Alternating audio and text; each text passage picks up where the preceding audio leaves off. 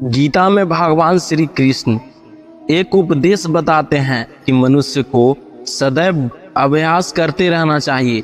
अभ्यास करने से मनुष्य का जीवन आसान हो जाता है। ऐसे में यदि किसी व्यक्ति का मन अशांत है तो उसे नियंत्रण करने का अभ्यास ही सबसे अच्छा मार्ग है।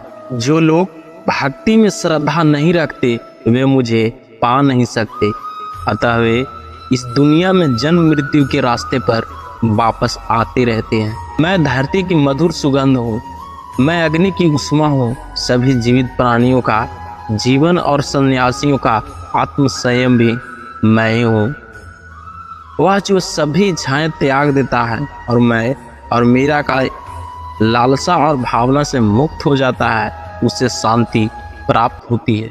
मेरे लिए ना कोई घृणित है ना प्रिय, किंतु जो व्यक्ति भक्ति के साथ मेरी पूजा करते हैं वो मेरे साथ हैं और मैं उनके साथ हूँ।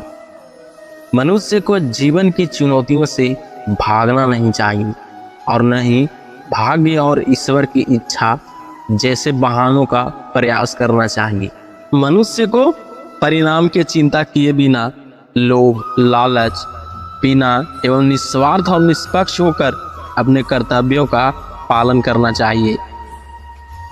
जिस तरह प्रकाश की ज्योति अंधेरे में चमकती है, ठीक उसी प्रकार सत्य भी चमकता है। इसलिए हमेशा सत्य की राह पर चलना चाहिए। जिस मनुष्य के अंदर ज्ञान की कमी और ईश्वर में श्रद्धा नहीं होती, वो मनुष्य जीवन में कभी भी आनंद और सफलता को प्राप्त नहीं कर पाता। जब जब धरती पर पाप, अहंकार और अधर्म बढ़ेगा तो उसका विनाश कर धर्म की पुनः स्थापना करने हेतु मैं स्वयं अवतार लेता रहूँगा। वह व्यक्ति जो अपनी मृत्यु के समय मुझे याद करते हुए अपना शरीर त्यागता है, वह मेरे धाम को प्राप्त होता है और इसमें कोई संदेह नहीं है। जन्म लेने वाले के लिए मृत्यु उतनी ही निश्चित है जितना कि मृत होने वाले के लिए जन्म लेना। इसलिए जो अपरिहार्य है उस पर शोक मत करो। वह जो वास्तविकता में मेरे उत्कृष्ट जन्म और गतिविधियों को समझता है, वह शरीर त्यागने के बाद पुनः जन्म नहीं लेता और मेरे धाम को प्राप्त होता है। जो होने वाला है वो होकर ही रहता है और जो नहीं होने वाला वह कभी नहीं होता।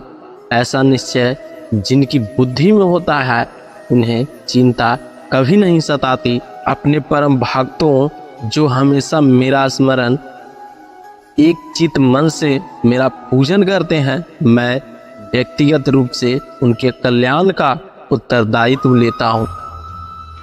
जो कोई भी व्यक्ति जिस किसी भी देवता की पूजा विश्वास के साथ करने की इच्छा रखते हैं, मैं उस व्यक्ति का विश्वास उसी देवता में दृढ़ कर देता हूँ।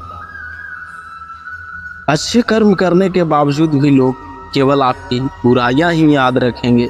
इसलिए लोग क्या कहते हैं इस पर ध्यान मत दो, तुम अपना कर्म करते रहो।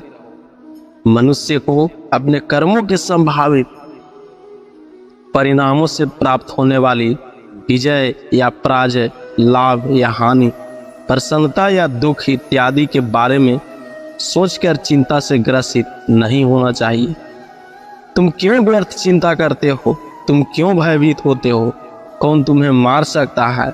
आत्मा न कभी जन्म लेती है और न ही इसे कोई मार सकता है। यह ही जीवन का अंतिम सत्य है। जिसने मन को जीत लिया है उसने पहले ही परमात्मा को प्राप्त कर लिया है, क्योंकि उनसे शांति प्राप्त कर ली है। ऐसे मनुष्य के लिए सुख दुख, सर्दी गर्मी और मान अपमान एक से है। श्रेष्ठ पुरुष को सदैव अपने पद और गरिमा के अनुरूप कार्य करने चाहिए, क्योंकि श्रेष्ठ पुरुष जैसा व्यवहार करेंगे तो उन्हें आदर्शों के अनुरूप सामान्य पुरुष भी वैसा ही व्यवहार करेंगे।